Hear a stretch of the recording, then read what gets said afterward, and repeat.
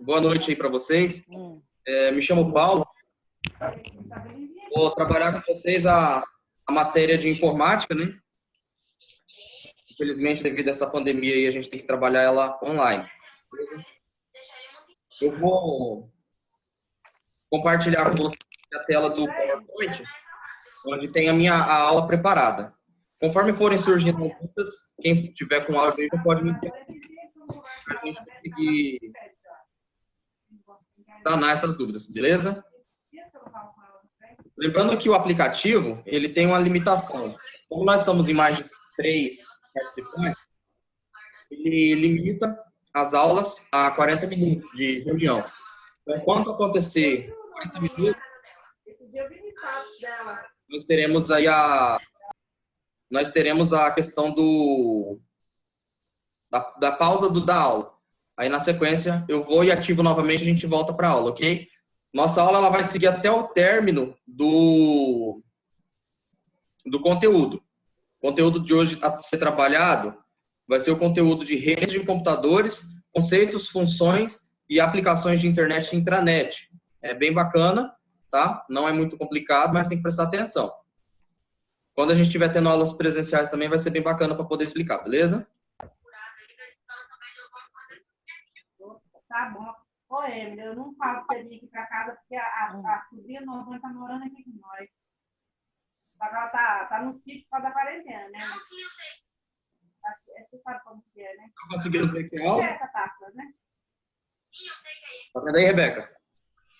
Aí ela vai vir pra cá pra fazer Wesley. atividade, só que agora tá parado, né? Aí ela tá no sítio, mas quando Conseguindo ver, voltar, de novo, ela volta pra cá pra ela arrumar uma casa também. Ela vai arrumar, mas enquanto ela tá parando aqui. Aí ela tá sofrendo.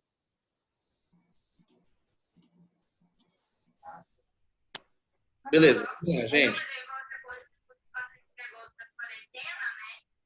Vamos iniciar. Eu peço que vocês, quando forem falar qualquer coisa, falem pelo bate-papo aí do aplicativo, tá?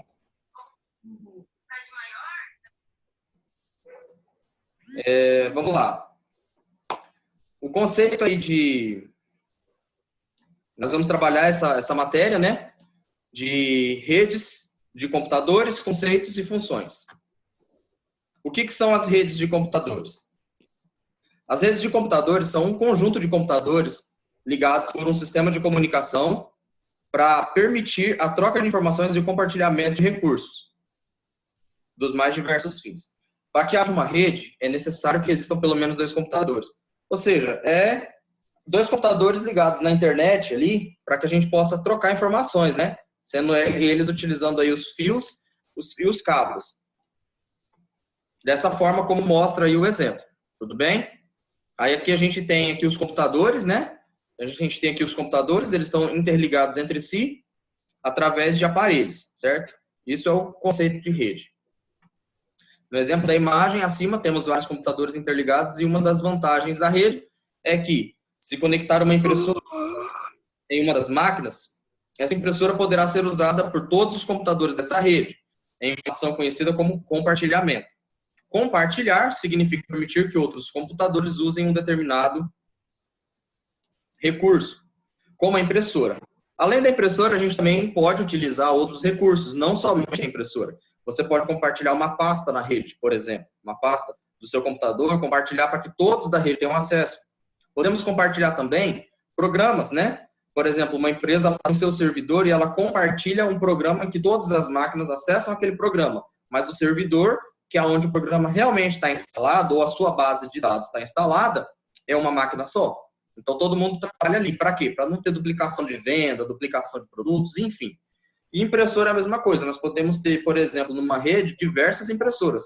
E cada computador usar todas, né? Numa rede, por exemplo, de 5 computadores, nós podemos ter 5 impressoras, uma em cada. E, por exemplo, o computador A, ele pode usar a sua própria impressora e todas as demais, certo? Então, isso, assim, apesar de ser uma questão, assim, bem intuitiva, pode cair em prova, né? Então, é bom estar ligado nisso aí. Vamos lá. Existem várias classificações de rede que diz respeito à sua extensão. Vamos ver as 3 principais. A LAN, a MAN e a WAN. São os 3 tipos. A LAN é a Local Area Network, rede local. É uma rede de computadores de extensão pequena, normalmente dentro de um único prédio ou prédios vizinhos.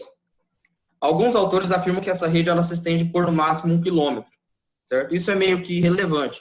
Normalmente, o que eu acredito que também possa ser cobrado na prova seria, digamos, a nomenclatura, LAN, WAN e MAN, onde a LAN é a local, a MAN é a Metropolitan Area Network, que seria traduzido como rede metropolitana, né?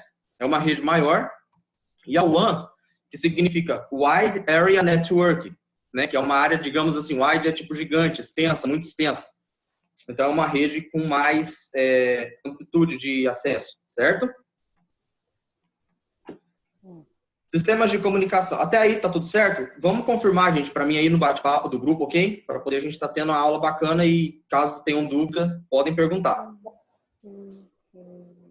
Sistemas de comunicação. A função de um sistema de comunicação é permitir a transmissão de dados entre 2 componentes em uma rede, seja um sinal de telefonia, um arquivo de computador ou mesmo um programa de televisão. Vamos ver agora os conceitos que envolvem transmissão de sinais em um sistema de comunicação, ou seja, a rede. Temos as classificações como analógica e digital. Os sinais no analógico, eles são transmitidos de forma analógica, ou seja, através de pulsos elétricos irregulares e contínuos, que podem assumir qualquer valor entre o mínimo e o máximo possível. Linhas de telefone, por exemplo, é o sinal de linha de telefone. O digital, nesse modo de transmissão, os sinais são transferidos através de pulsos regulares, ou seja, valores definidos. Qual que é o valor? Não vai cobrar na prova. A prova de vocês, hoje em dia as provas elas vêm cobrando o específico da área de atuação. Então, se é um concurso, por exemplo, no DEPEN, ele vai pegar bastante firme nas áreas do direito. Se é um concurso para a área de tecnologia, aí sim, ele vai pegar pesado na área de tecnologia, porque é o que vocês vão utilizar, correto? Então, não se preocupem com peculiaridades de alguns conteúdos. O interessante é a gente saber algumas teorias que serão cobradas. Por exemplo, a rede analógica são pulsos elétricos irregulares e contínuos. A rede digital são pulsos regulares, ok? Ou seja, a diferença é essa. Quanto ao sentido, o sentido da transmissão. Temos a simplex, half duplex e a full duplex. Né? Quem já teve aula comigo já viu explicando sobre isso, então é bom e bacana que a gente vai recapitulando, né, e gravando isso daí. Simplex, ou seja, uma rede simples, tá? Subentende que é simples. É a transmissão que acontece em um sentido, de A para B, ou seja, daqui para lá. Simples, não tem negócio de voltar, não tem ir depois voltar, não tem ir e voltar ao mesmo tempo. Um exemplo seria a transmissão da televisão, em que a emissora envia sinais e nossos aparelhos só conseguem captá-los. Ou seja, a gente assiste o Jornal Nacional, né, da Globo, por exemplo, ou demais programas da televisão, mas a gente não interage com eles. A gente não consegue mandar a imagem de cada telespectador na sua residência para eles. Então, é um sentido simplex. Só vem de lá para cá e aí nós assistimos. Simples. A half duplex, a duplex seria como 2 sentidos. Vai e volta simultaneamente, certo? Já falamos então da full duplex. O half, no termo de inglês, é como se fosse metade. Então, metade da duplex seria esse sentido da full, porém pela metade. A transmissão ela acontece nos 2 sentidos, que é a duplex, significa que é duplo, 2 sentidos, de A para B e de B para A. Porém, um sentido por vez. Ou seja, enquanto o A fala, o B não consegue. E escutar, assim vice-versa. Um exemplo seria o walkie-talkie. Por exemplo, no caso nosso, a gente tem a rede da polícia. Quando você aperta o rádio da polícia para falar, só você fala. Qualquer outra que estiver perto, não interrompe. Então, quem apertar primeiro fala. Mas, do mesmo jeito que eu falo para aí, fala de lá para cá. Então, é uma rede half duplex. Diferente, por exemplo, de um telefone, que os 2 conseguem conversar ali ao mesmo tempo e os 2 ouvir ali a voz e os 2 mandar dados, né? Enquanto eu estou falando, vocês também estão falando, eu estou ouvindo e tudo mais. Full duplex é a transmissão realizada nos 2 sentidos simultaneamente, ou seja, é modo completo, duplo. Então, tu vai quanto vem ao mesmo tempo, entendeu? Ou seja, por exemplo, é o sistema de telefone. Quando eu estou aqui, eu posso estar na construção, né? Falando, mas você não fez tal coisa. A pessoa tá, eu fiz sim, não sei o que, fez não, fez sim, fez não. Tudo ao mesmo tempo, aquela bagunça. É a rede full duplex. Uma dúvida até aí? Vamos lá, gente, vamos interagir. Só usar o bate-papo e falar. Aqui mostra um exemplo, né, da rede. A transmissão simplex só vai. A half duplex, que ela vai e volta, porém, ela vai primeiro para depois voltar, não dá para fazer ao mesmo tempo. E a full duplex, que é ao mesmo tempo. Vamos ver os problemas de uma transmissão. Quando fazemos as transmissões, enfim, elas podem ter problemas. Sendo eles de ordem, diversos problemas, inclusive de ordem física. A atenuação é uma consequência de a transmissão ser feita... Alguém está me chamando? Acho que não. Então, vamos lá. É a consequência de a transmissão ser feita por meios físicos, fio, fibra ótica. A atenuação, ela consiste numa perda gradual de potência do sinal ao longo do meio da transmissão. Por exemplo, gritamos, a força do grito ela vai diminuindo conforme a distância. É a mesma coisa com a atenuação. Por isso que quando vamos fazer aquele compartilhamento, por exemplo, né, com o vizinho ali de internet, quando é muito longe, ela apresenta defeito. Cai a internet, ou o sinal ele não chega com a mesma velocidade, porque quanto maior a distância, menos é a força do sinal. Certo? Aí o problema, esse é o problema chamado de atenuação. Temos o ruído térmico, causado pela agitação de elétrons em um condutor elétrico, no fio. Caiu. Caiu já, gente? Já. Caiu ou não? Caiu não, vamos lá. Ah, não. Acho que só apareceu o aviso, mas na hora que cair a gente volta, tá? Tá. Beleza. O ruído térmico ele é causado pela agitação dos elétrons em um condutor elétrico. Esse tipo de ruído é constante em toda a extensão do condutor e é inevitável. Isso acontece nos fios, fio elétrico. Ruído de intermodulação. Ele é causado pela presença de 2 ou mais sinais de frequência diferentes. Oi? Vamos só para a câmera. Não é que ele está com a câmera, só a câmera está acionada.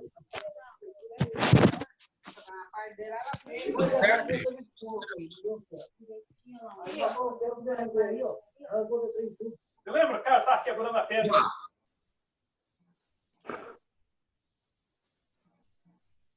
Hein, Wesley, quando você precisar falar, aí você ativa o som aí, porque estava dando um eco aqui do seu som. O seu som ele capta bastante aí o som ao redor. Aí ele deu eco. Aí quando você precisar falar, você ativa o som, pode falar, qualquer coisa, depois você desativa de novo. Mas vamos lá. Então tá, beleza. Ruído de intermodulação. Ele é causado pela presença de 2 ou mais sinais de frequências diferentes em um mesmo condutor. Um fio pode ser usado para transmitir diversos sinais diferentes em frequências variadas.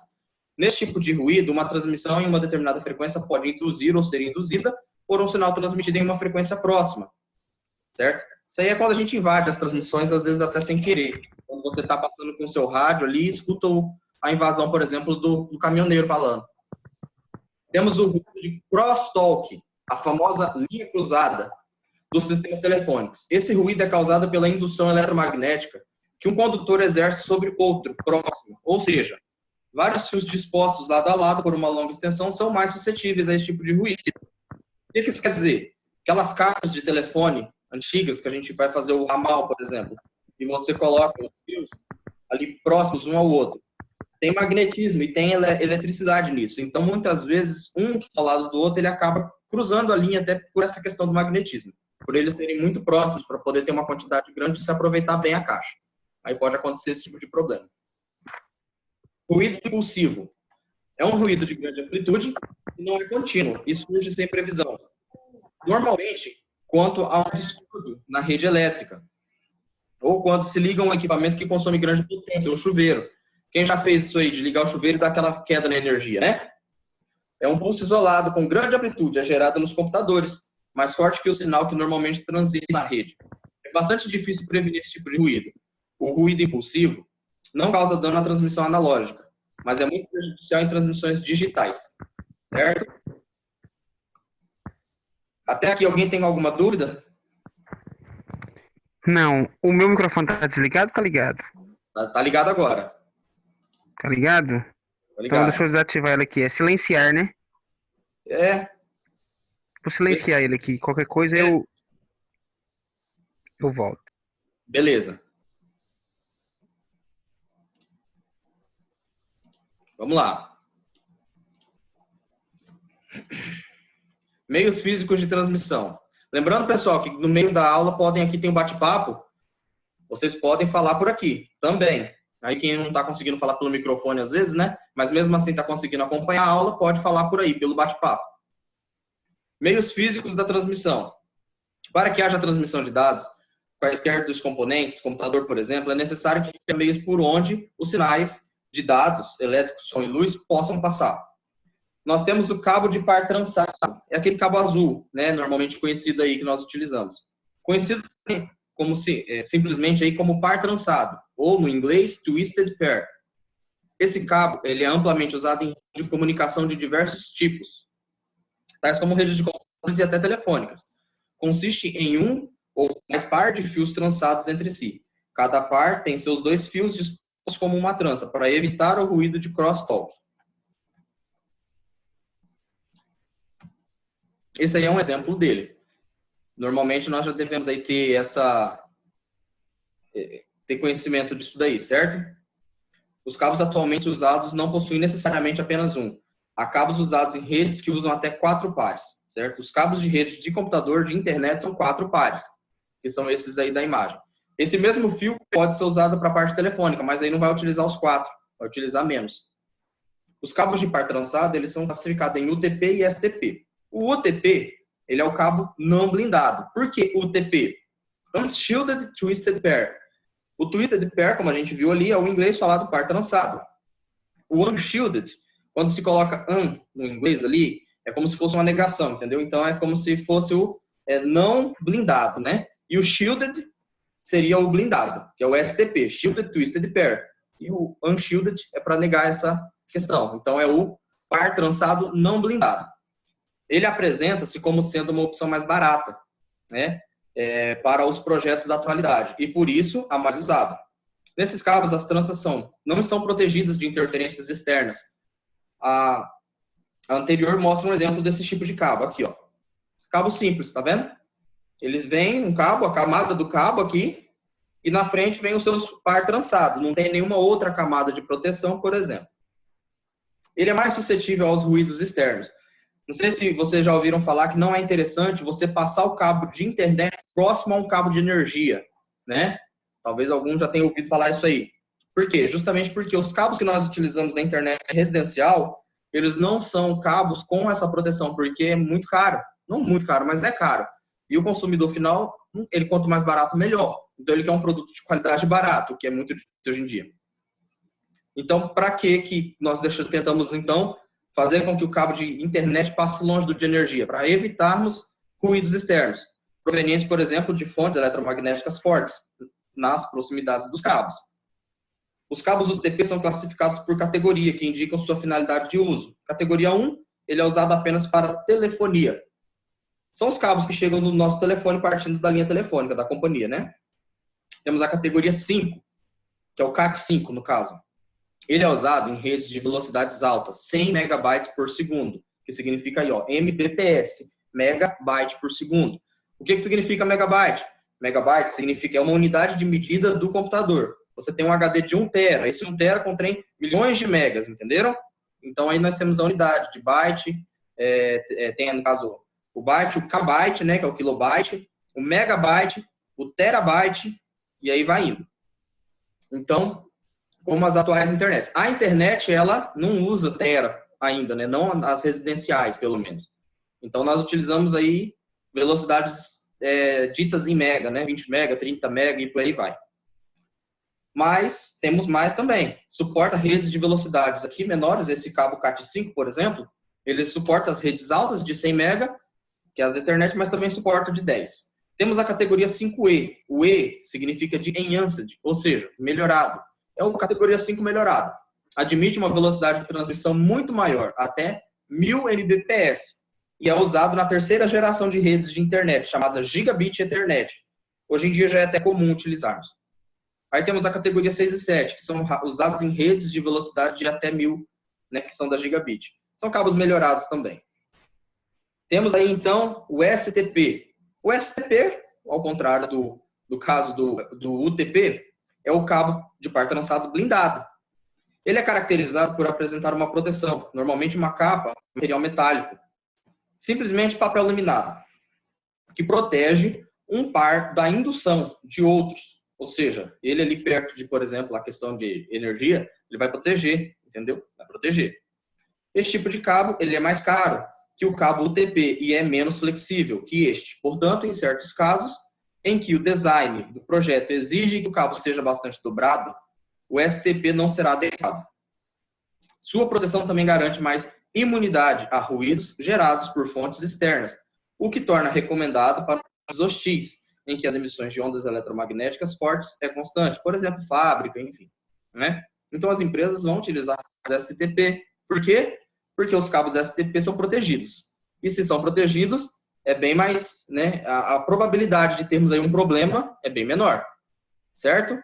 Tá todo mundo conseguindo acompanhar aí, gente? O Wesley está acompanhando. Isabel. Podem falar aí no bate-papo, pessoal. Vamos lá. Vamos continuar. Esse aqui é um exemplo aí do cabo com a proteção. Vocês estão vendo que ele tem bastante proteção, né? Tem aqui a primeira camada, a camada preta, né? Oi, Evanilza, boa noite. Evanilza, né, tá usando o celular aí do Ednilson Pereira da Rosa. É isso mesmo?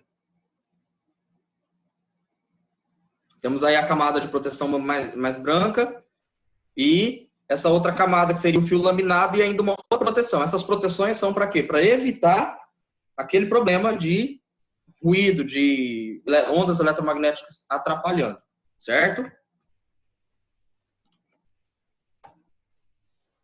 O que seria o J45? Para que a gente possa conectar esse cabo, como que a gente vai fazer? Óbvio que quem já conectou esse cabo no computador viu que ele tem uma ponta de acrílico ali, um plástico, né? O nome desse cabo, dessa ponta, é RJ45. O do telefone não é RJ45, é o RJ11, beleza? Então, o RJ45, ele utiliza todas as pontas, ou seja, 2, 4, 6, 8, 8 conectores. Em um RJ, vocês vão ver que tem 8 pontas, né? No caso de lâmina, onde conecta no computador. Que é esse aí. Vocês podem ver que ele tem aí essas pontinhas de metal na parte inferior aí dele na frente, elas são 8 para cada cabo. O RJ11 é menos, são 2. Então ele vai ser bem menor. Então na prova, se por um acaso, o que eu acredito que não caia, mas cair, esse é o RJ45. O outro vai ser o RJ11, beleza? O RJ45 é um pequeno cubo acrílico com 8 pinos metálicos em sua extremidade, onde as pontas dos fios do cabo UTP e STP serão presas, e com quem será realizado o contato elétrico para permitir a passagem dos sinais. Em resumo, cada um dos 8 fios será conectado por pressão em um pino metálico localizado no conector, e através desses pinos farão aí a questão da transmissão. Você coloque aqui na parte inferior, atrás dos pinos, você tem uma sobressalência. Quando você coloca o fio, você tem um alicate que você aperta, e essa pequena sobressalência, ela pressiona os fios, mantendo eles conectados. E os pinos metálicos também, eles vão subir aí, no caso, né? Eles vão ser introduzidos na pontinha aqui dos fios, entrando em contato com eles. Certo, pessoal? Vamos lá. Temos aí o cabo coaxial. Rebeca, você lembra do que se trata o cabo coaxial? Está acompanhando a gente ainda?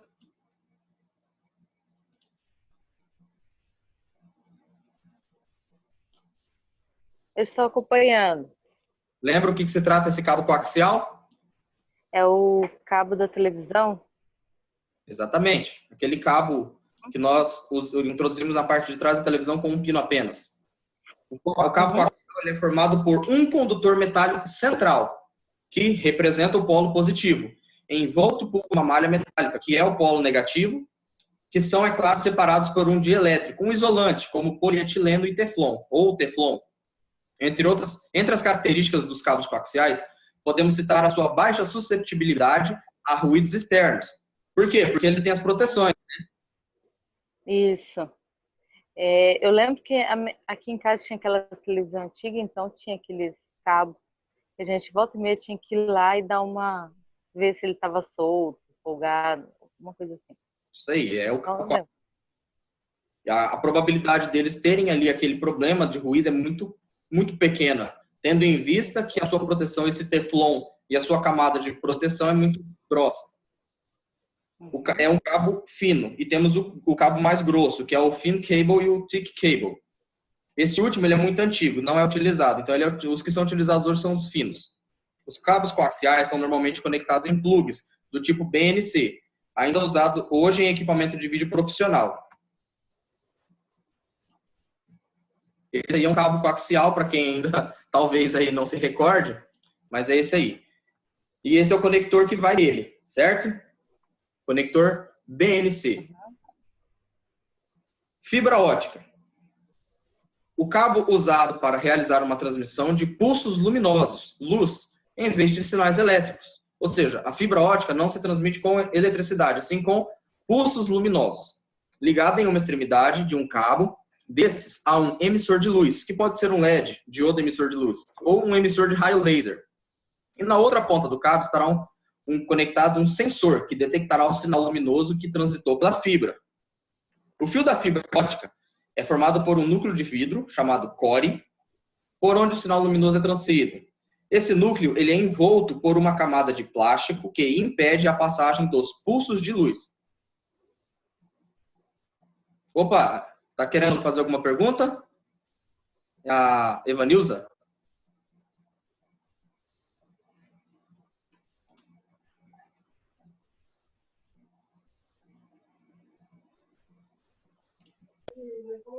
Evanilza, pode falar.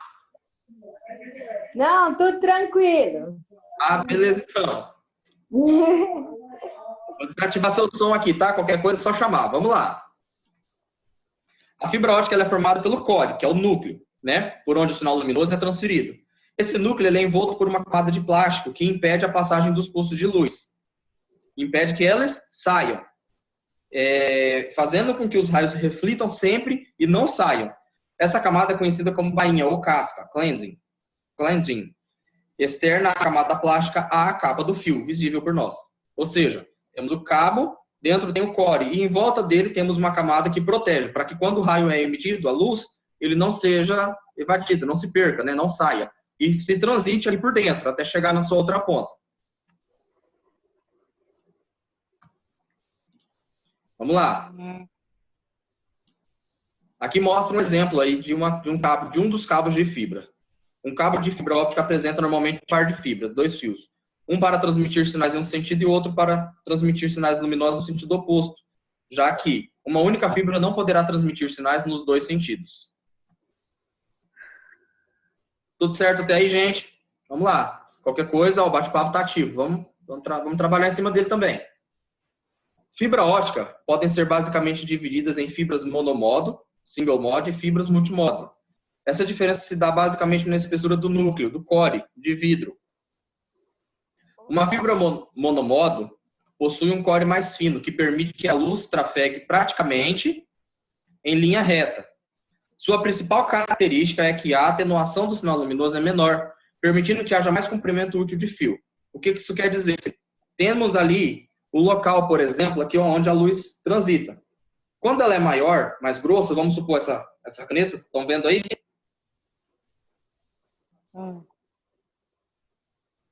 Estão conseguindo ver, né?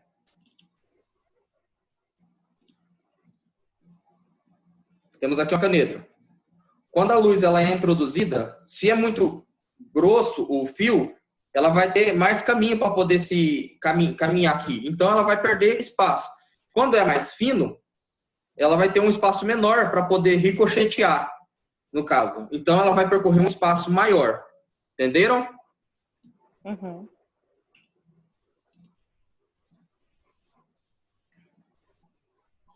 A fibra multimodo apresenta um core mais espesso, fazendo com que a luz ricocheteie. Ou seja, no monomodo ele é mais fino, então ele vai ir vai ser mais rápido, vai ir mais longe. Já no multimodo ele apresenta um core mais espesso, mais grosso, fazendo com que a luz ricocheteie nos limites do núcleo. São fibras mais baratas de fabricar e, consequentemente, adquirir. Mas o comprimento máximo do segmento da fibra é menor. O que quer dizer? Você vai comprar uma fibra mais grossa, na teoria, para poder economizar dinheiro, você vai ter que comprar mais, a questão da distância pode te dar esse prejuízo, né? Ele não vai alcançar tão longe quanto uma outra fibra. Entenderam até aí? Questão de fibra? Uhum. Todo mundo entendeu? Sim, entendemos. Então, Entendeu? vamos lá. Vamos lá. Vamos falar de topologia de rede. Topologia de rede. A topologia de rede serve para definir como que os computadores vão se ligar entre si. Ou seja, o computador está ligando entre si. Isso tem um nome, é topologia de rede. Quais são as formas que isso acontece? Em uma rede LAN, pelo menos nas mais simples, normalmente escolhe-se uma única topologia, uma forma de ligar os computadores. Para que esses micros aí fiquem ligados, né? As topologias mais comuns são barramento, anel e estrela. A topologia de barramento, em barra, no caso, é uma rede ligada em barra, todos os computadores estão ligados no mesmo condutor central, um cabo, normalmente, compartilhado, ou seja, os micros usam o mesmo cabo, mas não simultaneamente. Devido à sua limitante, a topologia barramento apresenta algumas características interessantes e muito fáceis de entender. Ela funciona por difusão broadcast, então esses tipos de características, como por exemplo, como ela funciona? A rede de barramento funciona por difusão de broadcast. Anote, grife, grave. Ou seja, uma mensagem enviada por um computador acaba eletricamente chegando a todos os computadores de rede. Isso é ponto pacífico. O condutor central é um fio. Então, se por exemplo, na prova ele pode perguntar, né? O condutor central é o quê? Aí tem as opções, né? Ele é um fio, um cabo. Ou seja, ele não tem condições de fazer outra coisa a não ser mandar para todos os computadores os sinais elétricos que por ele trafegam. É baixo custo de implantação e manutenção, devido aos equipamentos necessários, que são basicamente as placas de rede e o cabo. Essa característica é muito relativa, porque hoje em dia as redes de barra montada fisicamente não existem. As redes montadas fisicamente em barra usavam cabos coaxiais, antigamente, muito antigamente. Ou seja, só era possível criar parcialmente barra com cabos coaxiais. Hoje, com os cabos, esses novos cabos, né, os com as 8 pontas, não se cria mais esse, né? Vamos lá. Temos a topologia anel. A topologia anel, os computadores são ligados entre si em um caminho fechado, ou cíclico, como dizem alguns autores. Nessa topologia, as regras mudam bastante em relação à topologia barramento, devido à própria forma como os sinais elétricos vão se propagar entre os micros.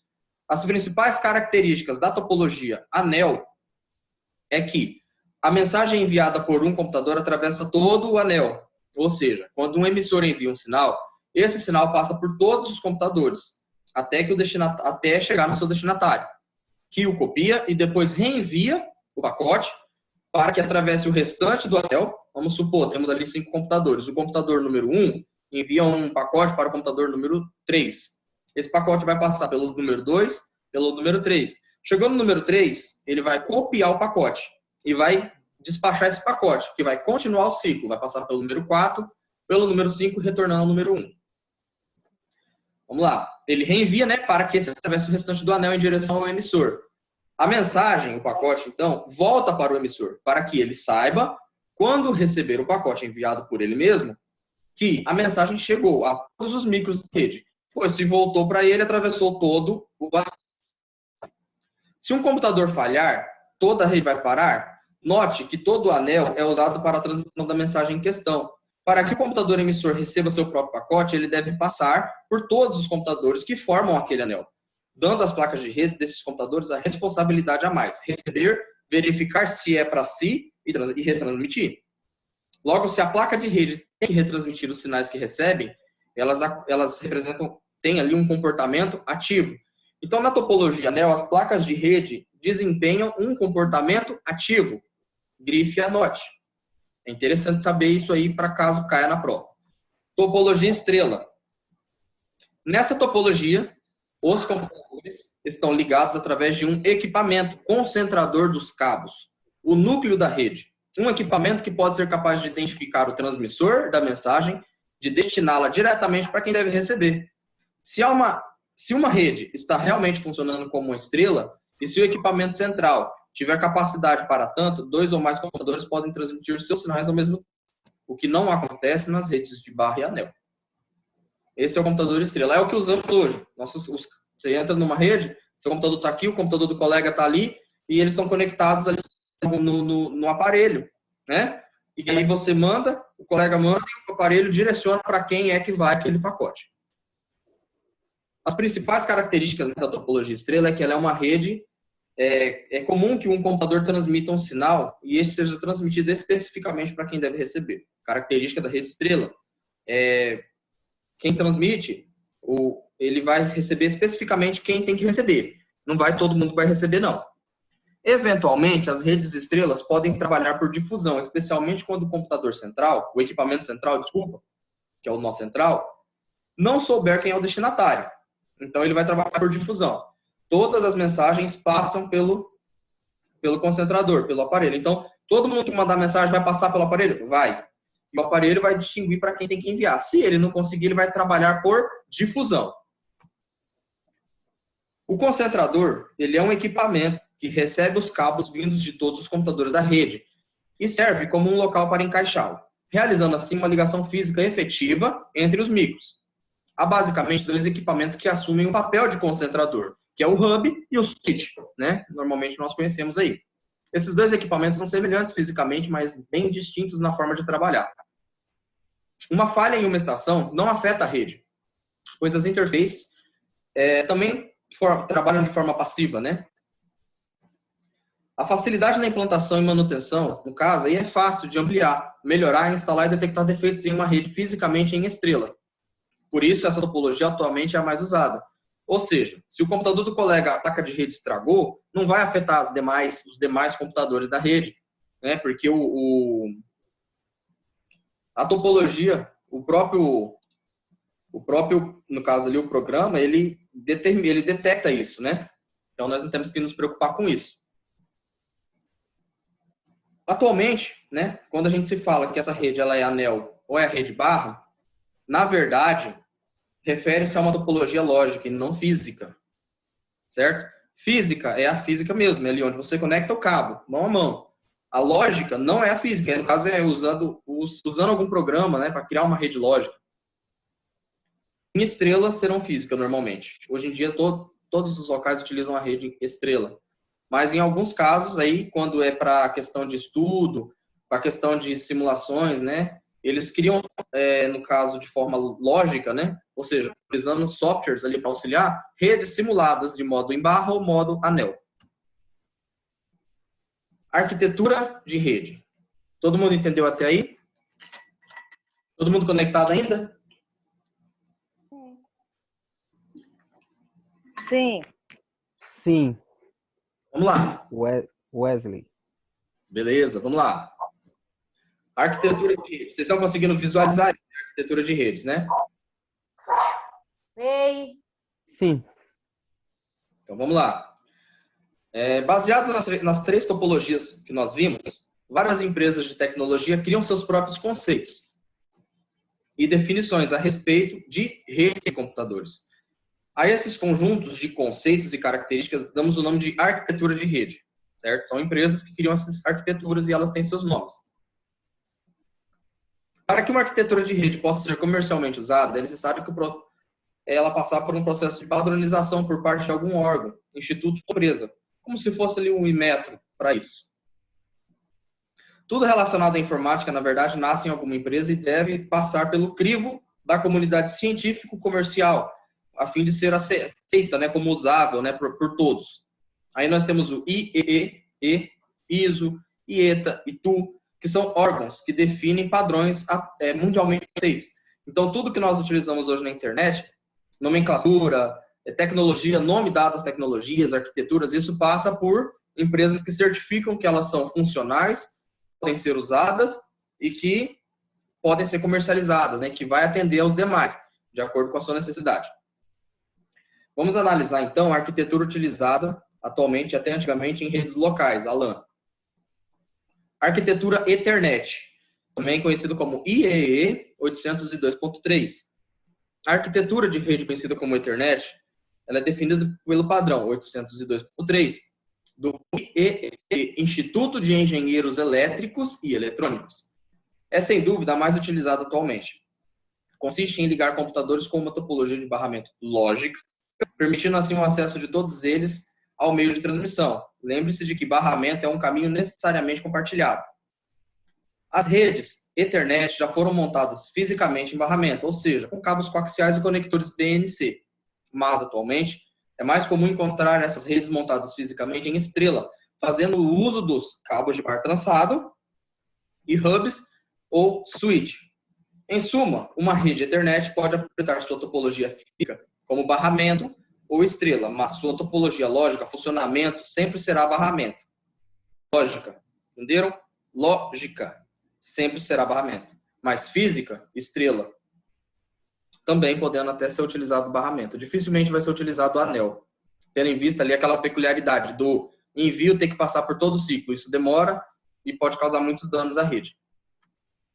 Também é possível encontrar variações da Ethernet com fibra ótica, o que traz a possibilidade de aumento da distância entre as estações envolvidas.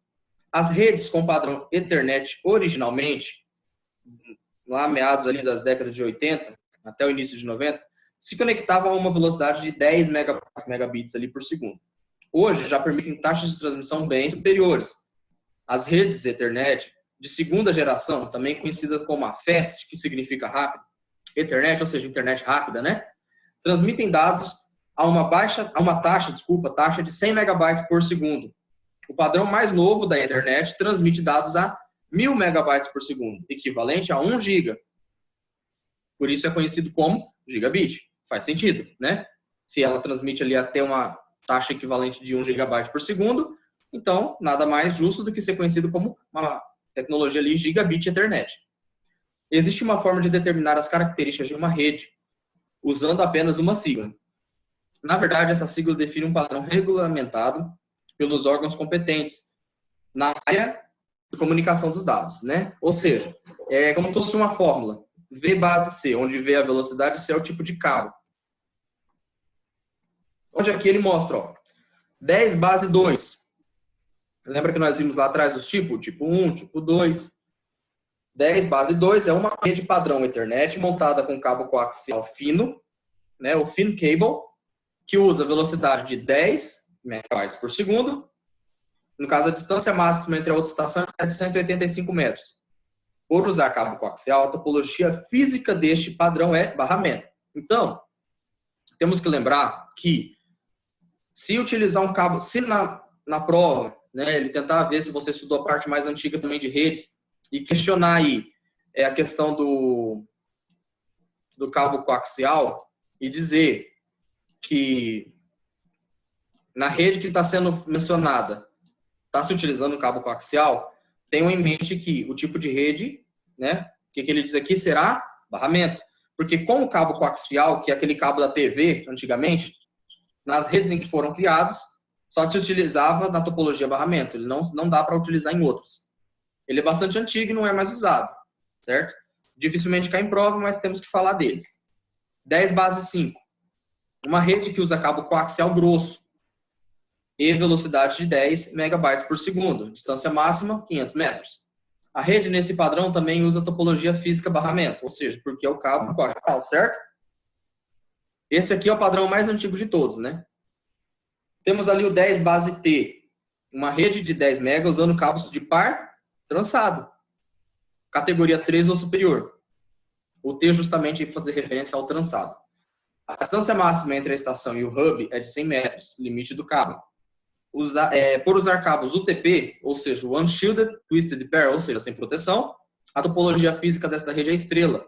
Utiliza switch ou hub como o nó central.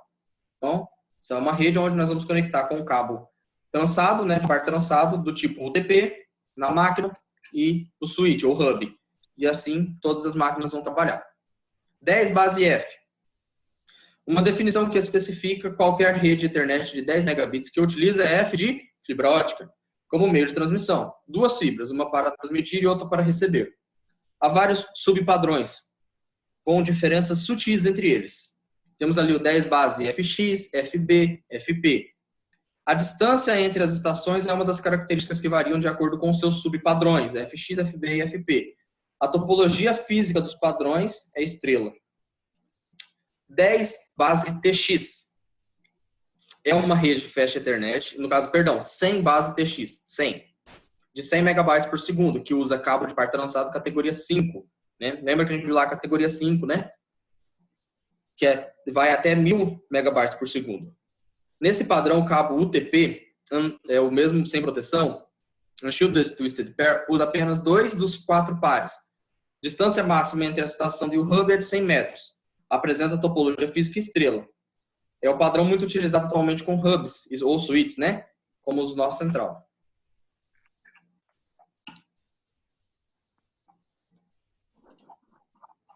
Sem base FX. É uma rede Fast Ethernet, 100 megabytes por segundo, que usa 2 cabos de fibra, um para transmitir e um para receber. A distância máxima de 2.000 metros. A topologia física deste padrão de Ethernet é estrela. E temos ali o 1000 base T. É uma rede gigabit Ethernet de 1000 megabytes por segundo, o que equivale a 1 gigabyte, que utiliza cabo de par trançado, UTP. Categoria 5, 5E, que é o Enhanced melhorado, né? Ou A6. Por usarem cabos que já são amplamente difundidos, as redes Fast Ethernet, a migração para esse padrão de 100 megabytes por segundo é mais fácil. A maioria das redes de computadores montadas atualmente já é nesse formato. A distância máxima entre as estações e hub é de 100 metros, que é o limite do cabo. Arquitetura Token Ring, é o IEEE 802.5. Tudo certo até aí, né, pessoal? Tá tudo certo. Ô, professor, só uma dúvida. Esse aplicativo aqui, ele já grava as aulas? Eu estou gravando já. Não, aí ele grava pra gente aqui no aplicativo ou não? Eu acredito que não. No seu aí ele está constando que está gravando já? Tá gravando, aham. Então ele está gravando no seu também. Ah, então beleza, então.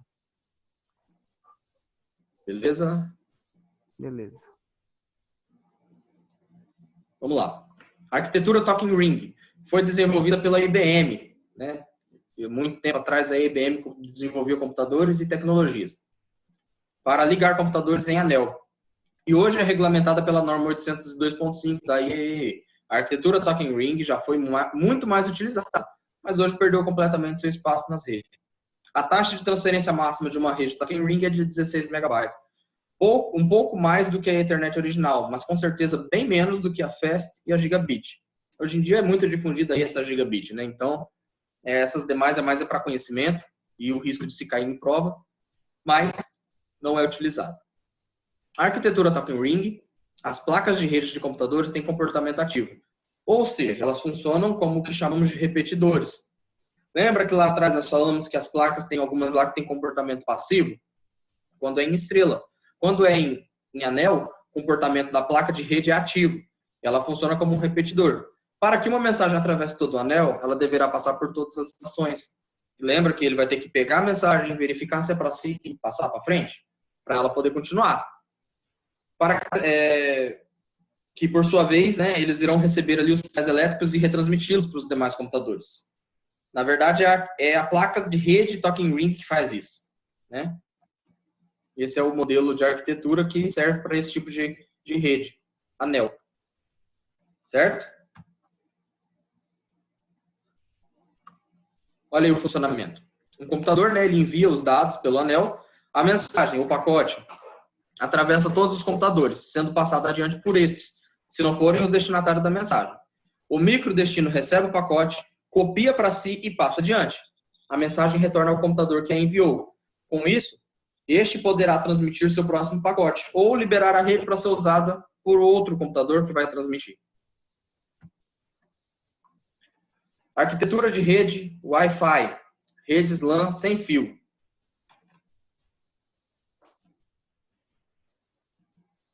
Como é que tá aí, gente, pessoal? Vocês estão entendendo bacana? Tá top, professor, entendendo. Então, vamos lá. Como o nome já diz, Essa arquitetura de rede não utiliza cabos de cobre nem fibra ótica. Os sinais são transmitidos entre os computadores através das ondas eletromagnéticas. A Wi-Fi é, portanto, uma arquitetura que especifica o funcionamento de uma WLAN, Wireless LAN, ou LAN sem fio. Note que WLAN é um termo genérico, pois significa qualquer rede local sem fio. Porém, a Wi-Fi é o termo que designa essa tecnologia, também conhecida como 802.11, porque essa arquitetura de redes foi padronizada segundo a norma. Wi-Fi significa Wireless Fidelity, fidelidade sem fio, e é um título dado a todos os equipamentos que seguem à risca a cartilha proposta ali pelo padrão do IEE 802.11. Portanto, se um equipamento merece o título de Wi-Fi, é sinal de que ele é perfeitamente compatível com os padrões descritos nas redes locais. As redes no padrão 802.11 usam uma topologia de barramento. Portanto, trabalham por difusão e controlam o acesso dos computadores através de um sistema semelhante ao CSMA/CD das redes Ethernet. Nas redes 802.11, o método de acesso ao meio é chamado de CSMA/CA, Carrier Sensitive Multiple Access and Collision Avoidance. Algo como sensor de portadora de acesso múltiplo, evitando colisões ali do acesso. Aí uma simulação mostrando, né, o Wi-Fi, ele propaga seu sinal para que os demais aí tenham acesso. Nessa rede, os computadores são dotados de placas de rede especiais, criadas apenas para essa finalidade. São placas de rede que possuem antenas para transmitir e receber sinais de outras placas, em vez de conectores como o RJ45. A rede Wi-Fi pode ser montada basicamente de duas maneiras. Modo infraestrutura, os micros são ligados entre si por meio de um equipamento central, hub sem fio. Esse equipamento recebe as transmissões de uma estação e a passa a todos. Por difusão, esse equipamento é chamado de ponto de acesso, access point. Tem o modo ad hoc. Os micros são ligados diretamente uns aos outros pela placa de rede direto para a placa de rede, ou seja, sem a presença de um ponto de acesso. Só que a placa de rede ela é uma placa de rede sem fio, né? Então ela também recebe e emite sinal, só que não tem um ponto de acesso. Temos ali os subpadrões, né? Dentro da 802.11, há diversos subpadrões, desenvolvidos e incentivados por várias empresas. Entre eles, podemos destacar 4, que são diferentes na frequência que utilizam para transmitir os dados. 802.11, B, G, A e N. B, o padrão mais antigo. Os equipamentos que trabalham neste padrão usam uma frequência de 2.4 GHz, transmitem aí 11 MB.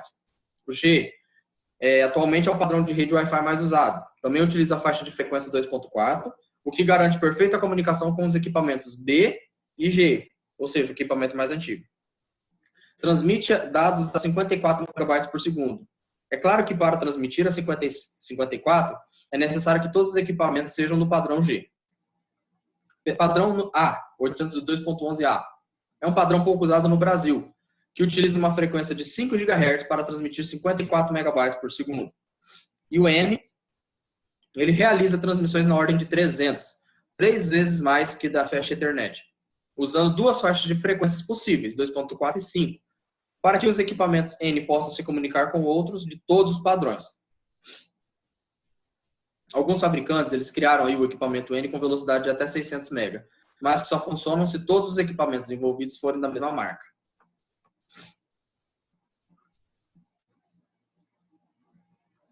Vou tomar uma água aqui.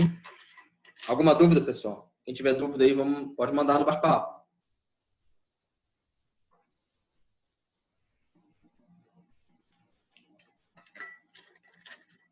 Vamos lá, arquitetura então para MANs e WANs, Metropolitan Area Network e a Wide Area Network, que são as topologias de rede, certo? Há também tecnologias importantes a serem estudadas nas redes metropolitanas e as redes de longo alcance. São utilizadas por várias empresas, né? Desde pequenos que queiram ligar suas filiais a uma mesma cidade, até gigantes da telecomunicação que queiram expandir o seu domínio e oferecer uma estrutura mais ampla para os seus assinantes. Eis aí algumas tecnologias. ATM, Asynchronous Transfer Mode, modo de transferência assíncrono. O ATM, que é o Asynchronous Transfer Mode, é uma tecnologia de comunicação de dados que permite a construção de redes LAN, MAN e WAN. O ATM É uma arquitetura de rede orientada à conexão, ou seja, antes de mandar o primeiro pacote de dados, o seu emissor ele verifica se a conexão entre ele e o receptor foi estabelecida. Ele vai verificar, né, se está conectado bacana. Se tiver, ele vai transmitir. Se não tiver, ele vai ter que verificar o porquê que não está. A principal proposta dessa arquitetura é permitir o tráfego de vários tipos de dados, voz, vídeo, serviços de rede, pode atingir até 155 megabytes por segundo em cabos de cobre ou fibra ótica e até 602 usando exclusivamente a fibra.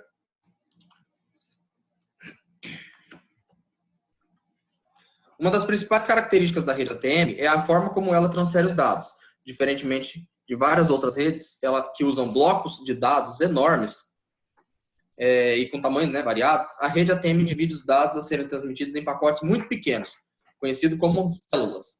Uma célula ATM tem exatamente 53 bytes, dos quais 5 são para o cabeçalho, onde são as informações de endereçamento e caminho para entrega. 48 são os dados propriamente ditos, que são os payload. Essa é a principal característica que se pode cobrar sobre o ATM, o tamanho da sua célula. Prestar atenção aí no tamanho da célula? Exatamente 53 bytes.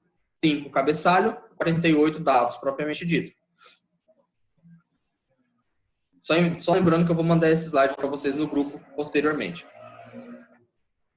Por causa do nome de seus pacotes, o ATM é conhecido como Cell Relay, algo como chaveamento de células.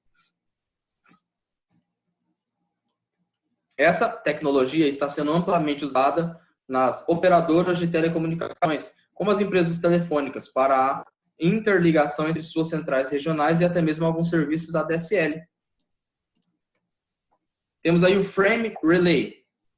Ele é uma tecnologia de ligação de computadores em WAN. Ele é descendente de uma tecnologia antiga chamada X25. No Frame Relay, os dados eles são separados em unidades conhecidas como frames, quadros, que são enviados através de linhas que transmitem sinais analógicos. Então, são características da Frame Relay. Envio de dados analógicos, trabalha com frames, quadros. E eles são trabalhados na rede WAN, que é Wide Area Network. Essa tecnologia ela é usada por empresas de telecomunicações, como as operadoras de telefone, para permitir a ligação com centrais e usuários longe dos centros, onde tecnologias como a ATM ou a ADSL não podem chegar, como áreas rurais. As operadoras fornecem o serviço Frame Relay, o vendem em várias velocidades, 56 KB até 1.5 MB para usuários finais. Até taxa de transmissões mais altas, usadas para grandes clientes, e interligação entre centrais da própria operadora, no caso aí até 100 MB. Essa tecnologia está caindo em desuso, graças ao ATM e a outras tecnologias novas para o WAN. Temos aí a tecnologia WiMAX, né, que é o Worldwide Interoperability for Microwave Access, ou interoperabilidade mundial para acesso por micro-ondas, né? É uma tecnologia de transmissão para redes de computadores em área metropolitana sem fio. Daí o nome WMAN, Wireless MAN, né? Que é a MAN sem fio. Esse padrão foi homologado em 2002, totalmente, e hoje já é realidade em algumas cidades do mundo, incluindo aqui no Brasil, Belo Horizonte e Rio de Janeiro. São cidades onde, por exemplo, o governo disponibiliza Wi-Fi grátis para a população. Ele vai ter que utilizar um Wi-Fi de amplo acesso, porque são cidades, por exemplo, ali Belo Horizonte, Rio, muito grandes. Então, ele vai ter que utilizar esse tipo de tecnologia. Através do WiMAX, a antena é colocada em um determinado ponto da cidade, e este cria uma área cerca de 50 km de raio. A velocidade praticada por essa tecnologia chega a 70 MB por segundo, pouco mais que as redes Wi-Fi do tipo A e G, e menos que a N. A WiMAX usa uma faixa de frequência de 2.3 até 2.5 GHz, e em alguns países de 3.3. Futuras aplicações dessa tecnologia darão conta de uso de outras faixas, superiores a 10 GHz. Então, vocês entenderam essa daqui do WiMAX, né?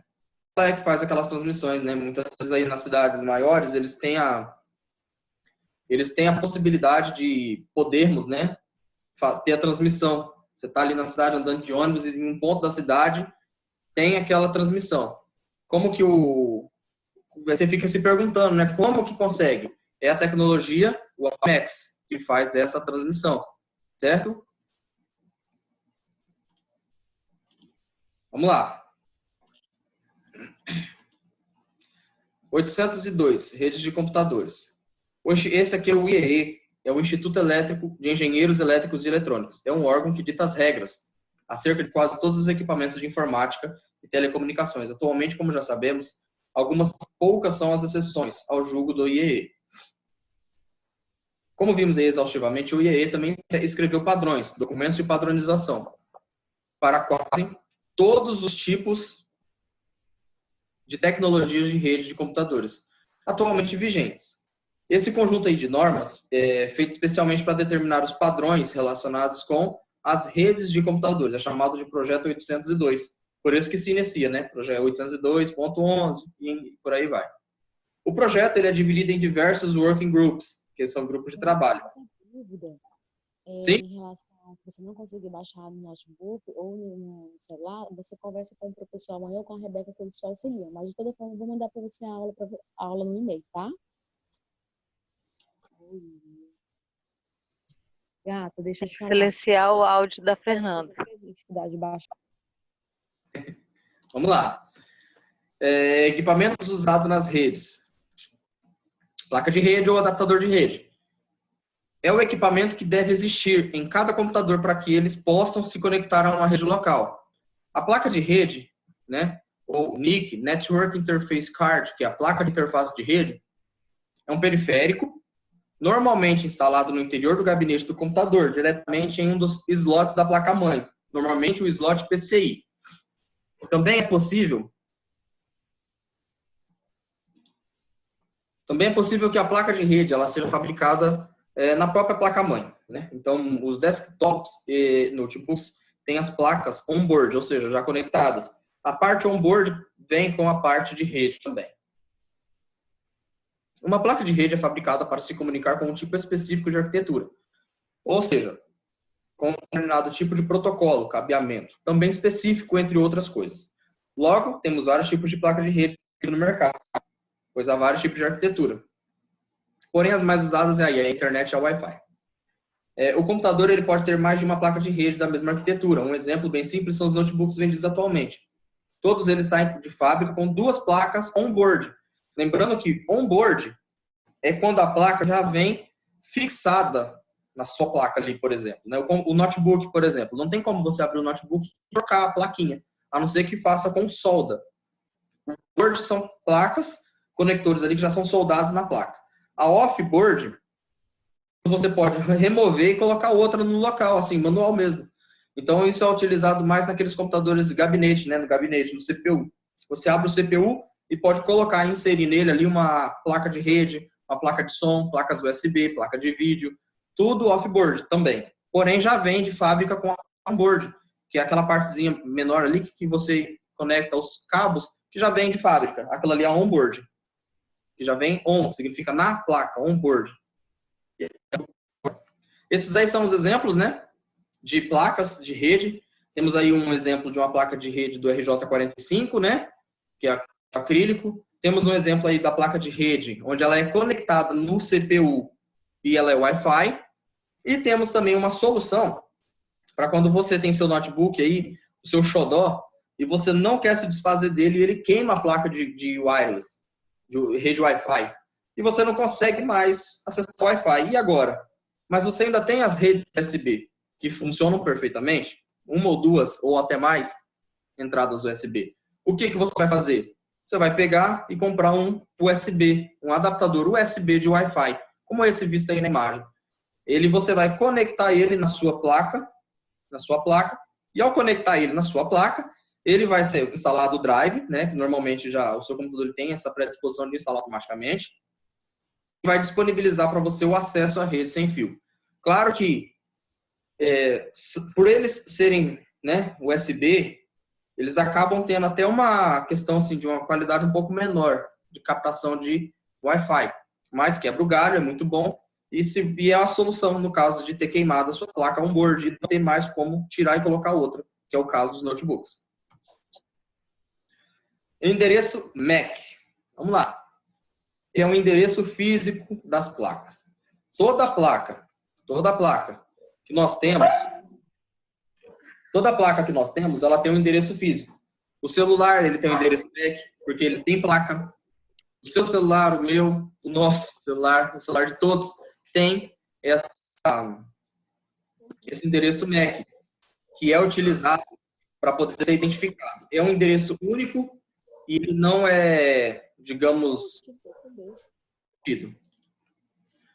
né? Cada placa de rede que é fabricada recebe um número único, que a diferencia, né, de outra placa. O número é conhecido como MAC address, endereço MAC, endereço físico.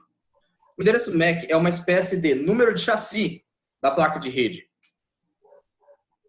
pois cada fabricante coloca o endereço no momento da montagem da placa, e esse endereço não será usado por nenhuma outra placa de rede no mundo. O endereço MAC, ele é formado por 48 bits, 48 zeros e uns, é o que traduzindo, né? Isso significa que o endereço MAC, na verdade, olha aí o exemplo, né? Quantidade de zeros e uns, são 48. Normalmente, o endereço MAC de uma placa de rede é representado e vistos por nós humanos como um conjunto de 6 duplas de dígitos hexadecimais. Eis o mesmo endereço MAC, desta vez em hexadecimal. Ou seja, esse aqui, 86, 2 pontos, 1B, 2 pontos, DE, 2 pontos, 27, 2 pontos, C2, 2 pontos, 36, é exatamente a mesma coisa que essa montoeira de 0 e 1. Entendeu? Então, o que isso aqui quer dizer, o 0 e 1? Os nossos computadores, quando nós temos ali o computador, a gente consegue ver essa tela, tudo isso que nós estamos vendo. Para nós, lindo e maravilhoso. Para o computador, é uma montoeira de 0 e 1.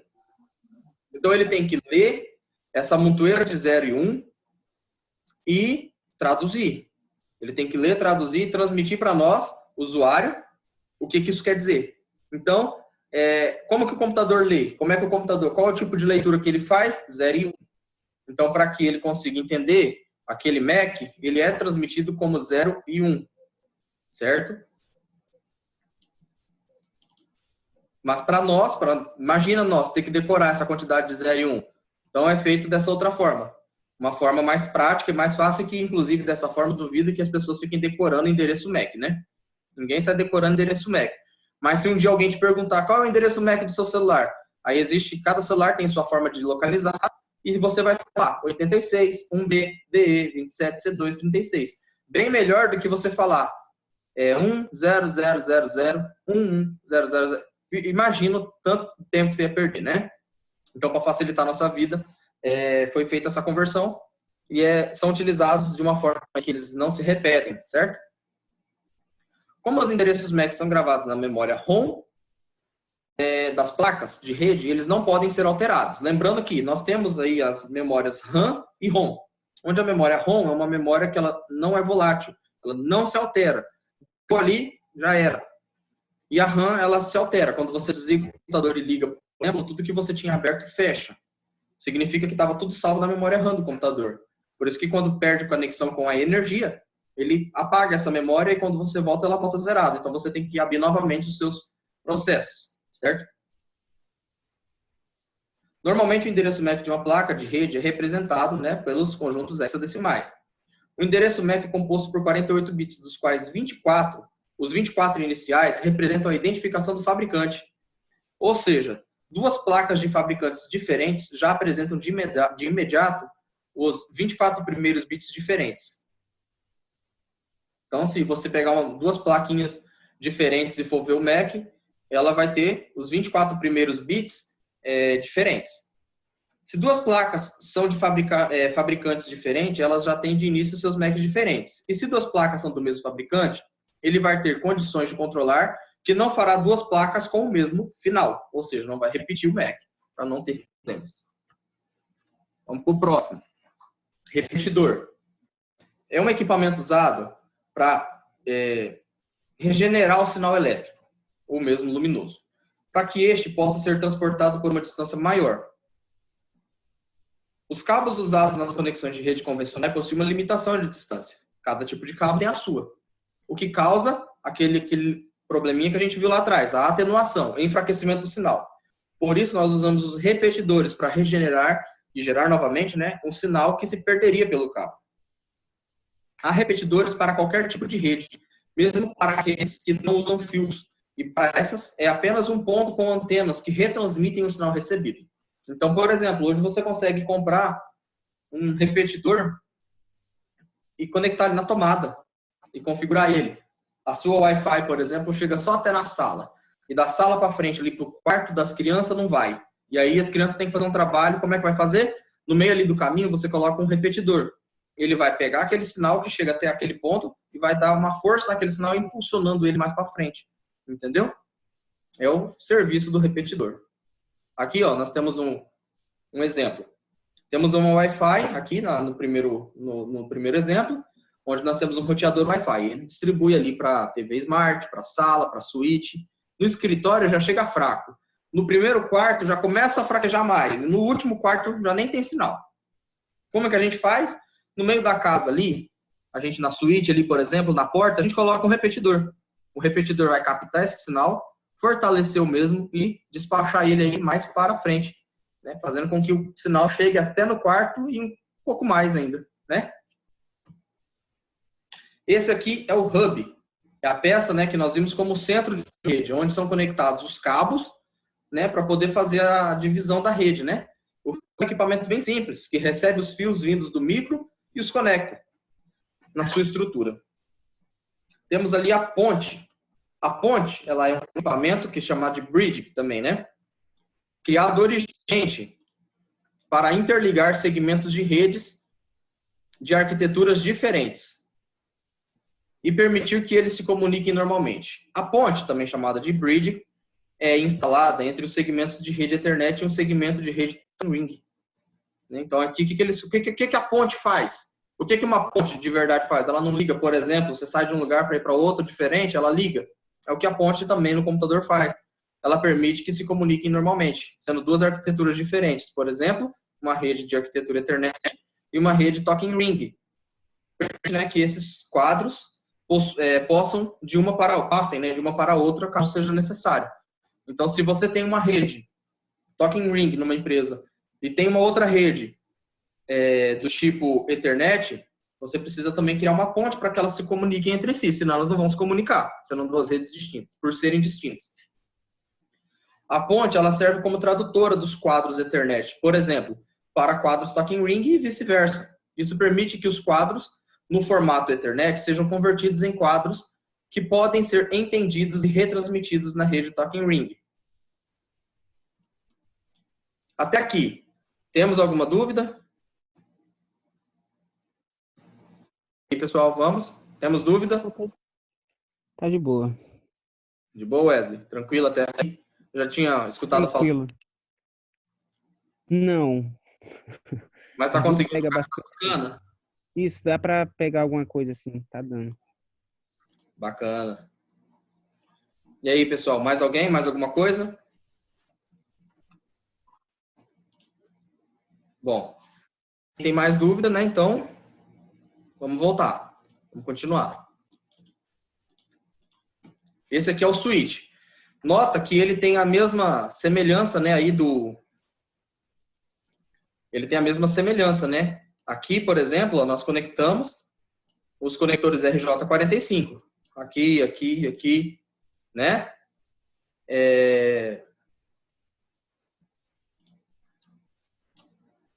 Mas ele tem uma diferença no seu interior, né? Como ele funciona. Ele é um equipamento bem semelhante ao hub, mas internamente ele possui uma capacidade de chaveamento ou comutação, chamado switching. Ou seja, ele consegue enviar um pacote exatamente para o segmento de destino. Ele é meio que inteligente, esse switch. O hub não. Ele não tem um processador interno. O switch ele já possui. Cada cabo, que é o micro, né, ligado ao switch, está necessariamente em um segmento diferente. E não em um único barramento, como acontece no caso do hub. Em outras palavras, o switch divide a rede em diversos segmentos, mais ou menos como a ponte. A ponte só faz a segmentação da rede Ethernet em 2 segmentos. Além disso, a ponte faz o seu serviço por meio de um software, um programa, E o switch, ele realiza essa segmentação diretamente no seu hardware, porque os seus circuitos aqui, parte interna, eles já foram desenvolvidos para isso. Esse aqui é o modelo de access point, né? Como já foi visto, né, rapidamente, para que uma rede de computadores Wi-Fi seja montada em modo conhecido como infraestrutura, é necessária a presença de um equipamento que centralize todas as comunicações dessa rede.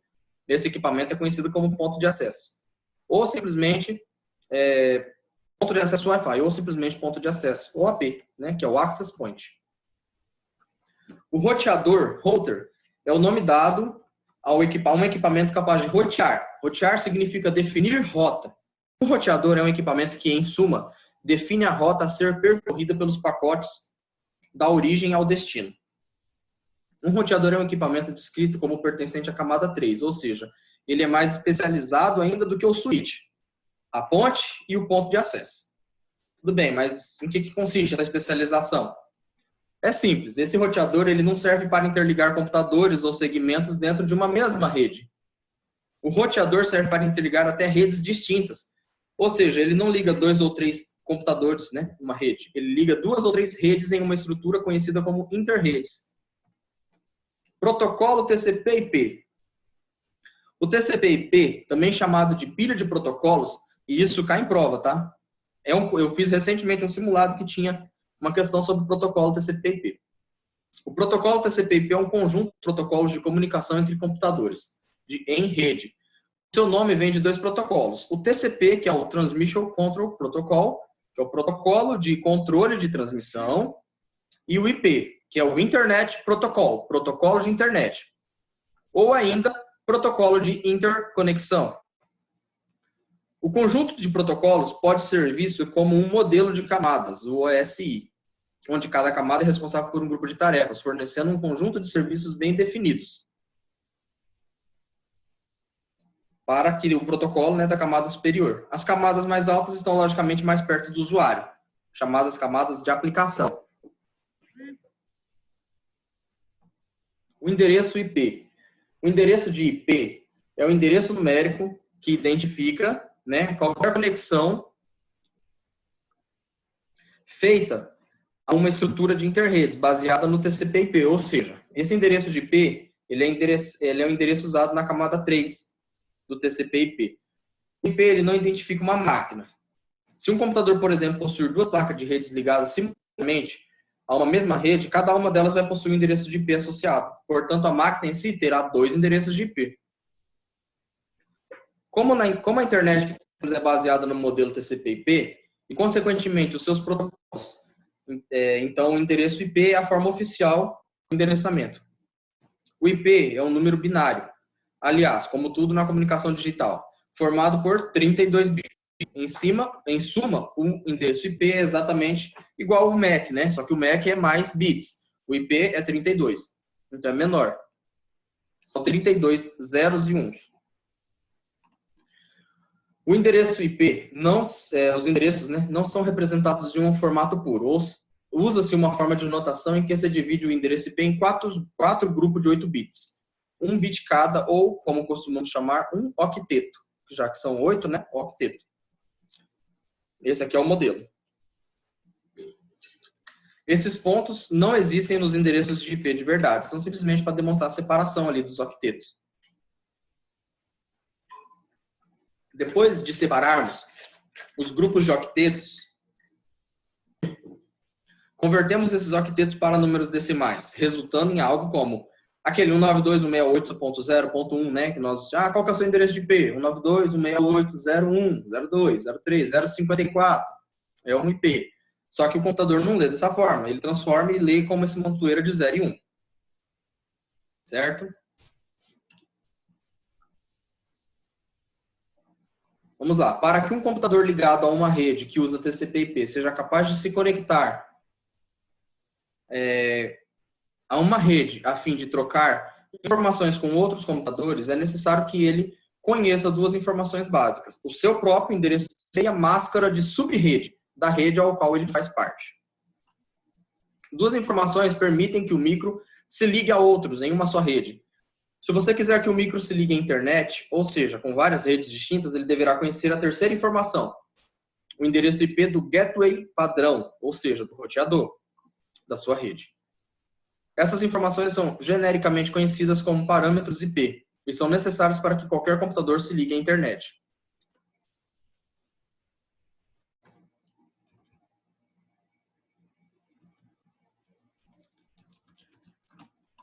Aqui nós vemos, né, que nós temos os nossos modelos. Não sei se vocês estão conseguindo ver na tela.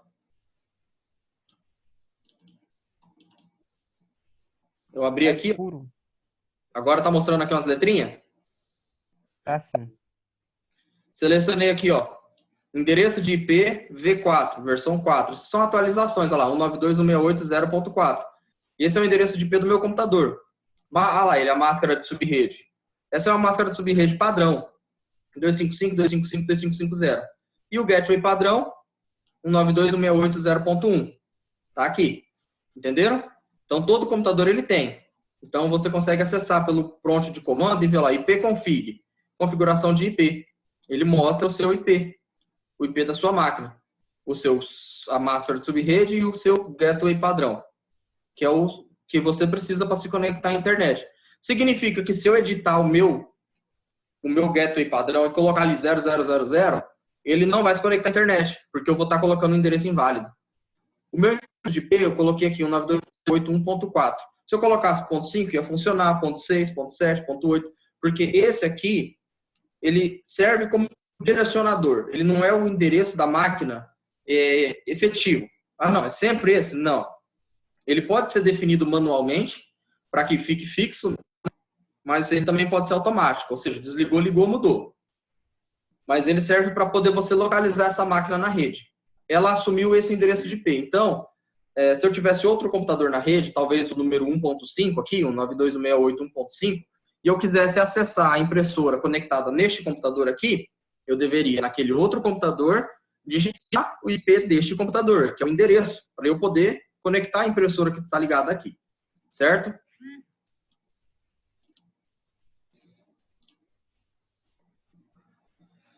Quanto ao endereço de IP do próprio micro, não há o que discutir, né? Se você, no caso, não souber o seu nome, quando alguém te gritasse, você não entenderia o porquê, não identificaria. Então, o computador, ele identifica o seu próprio IP, igual ele viu ali.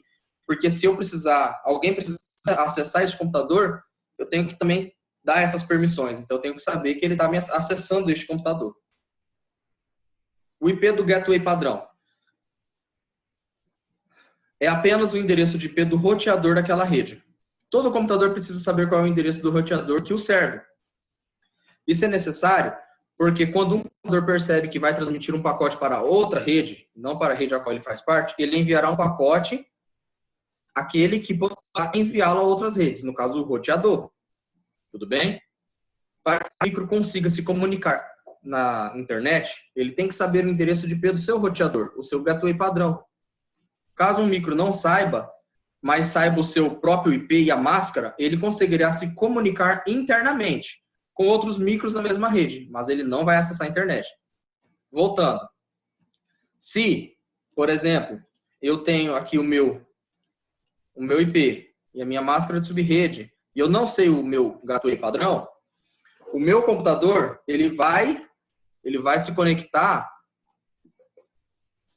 a outros computadores nessa rede, mas não vai se conectar à internet. Então, você pode ter uma rede sem internet, certo? Desde que todos os computadores dessa rede sejam conectados em um switch, todos eles tenham conhecimento do seu IP e do seu máscara de subrede. Mas eles vão acessar a internet? Não. Mas você vai compartilhar a impressora, você vai conseguir compartilhar arquivos e pastas na sua rede, mas sem acesso à internet, porque ele não sabe o gateway padrão. Ah, mas e aí agora? Quero acessar a internet. Vai ter que ir lá e colocar o gateway padrão para conseguir acessar. Ok? Pessoal, tá dando aproximadamente aí o tempo de encerrar.